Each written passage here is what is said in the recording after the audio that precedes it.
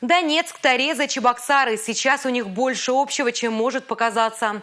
Как Чувашия поможет Донецкой Народной Республике восстановить электроснабжение и наладить бесперебойную работу электротехнических предприятий?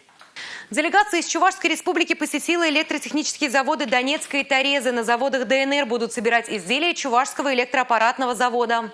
В ближайшие месяцы предприятия смогут выпустить первую продукцию. Главная цель совместного сотрудничества – бесперебойная работа заводов и создание новых рабочих мест. Благодаря поддержке Чувашии предприятия смогут производить около 30 модульных подстанций в год, которые придут на замену стационарным. Объем выручки составит 500 миллионов рублей. Запуск такого производства создаст в ДНР более 100 новых рабочих мест.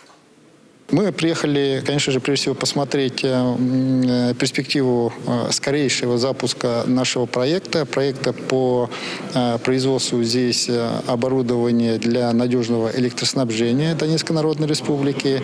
И наша задача, конечно же, осмотрев производственную площадку, прежде всего определить степень готовности, обозначить проблемы, ну и, естественно, выработать четкий план действий по их решению. По итогу осмотра можно сказать уже с уверенностью, что реально в 4-м квартале запустить внутреннюю кооперацию внутри Донецкой Народной Республики. То есть это работа Донецкого электротехнического завода и Торезского электротехнического завода в совместном блоке работы в части выпуска электротехнического оборудования.